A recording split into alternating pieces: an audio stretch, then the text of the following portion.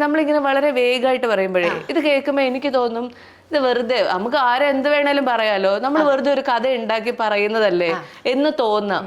അപ്പൊ അങ്ങനെയുള്ളവരെ ചേച്ചി എങ്ങനെ കൺവിൻസ് ചെയ്തെടുക്കുന്നത്? അതായത് ഏതൊരു മനുഷ്യനും സമ്പന്നനാകണം എന്ന് വെച്ചാൽ നടക്കും. ഞാൻ ഒരു പ്രൈവറ്റ് സ്കൂളിൽ 7000 രൂപ സാലറി മേടിച്ചുകൊണ്ടിരുന്ന വ്യക്തിയാണ്. കൊറോണ സമയത്ത് എൻ്റെ ജോലി നഷ്ടപ്പെടുകയാണ്. ആ ഒരു അവസ്ഥയിൽ നിന്നും ഈ ഒരു മൈൻഡ് പവർ ഉപയോഗിച്ചുകൊണ്ട് ഇന്ന് മാസം ലക്ഷങ്ങൾ ഏൺ ചെയ്ത് ആ ഒരു 7000 രൂപയിൽ നിന്ന് ഇന്നൊരു മൾട്ടി മില്യനെയർ ലെവലിലേക്ക് എത്താനായിട്ട് പറ്റി. അപ്പോൾ എനിക്ക് മനസ്സിലായി ഇതൊരു റോക്കറ്റ് സയൻസ് അല്ല.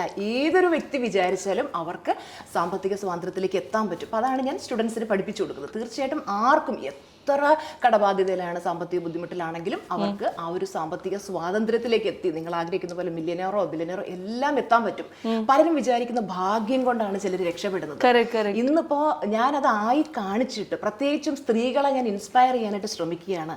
ഒന്നുമില്ലായ്മയെന്ന് എങ്ങനെ ഒരു മനുഷ്യന് കയറി വരാം.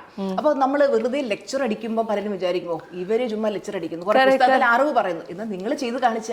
അപ്പൊ ഞാൻ ആ ലെവലിലെത്തി. ഞാൻ വീട്ടിനോട് പറഞ്ഞില്ലേ, നമ്മൾ ഇപ്പൊ ഉപയോഗിക്കുന്ന കാർ എന്ന് വെച്ചാൽ BMW X7. അപ്പൊ ഞാനത് മാനിഫെസ്റ്റ് ചെയ്യാനായിട്ട് അത് ചെയ്ത് കാണിക്കുമ്പോൾ എല്ലാവർക്കും അതൊരു ഇൻസ്പിറേഷനാണ്. ടീച്ചറിന് അത് പറ്റുമെങ്കിൽ നമുക്കും അത് പറ്റും.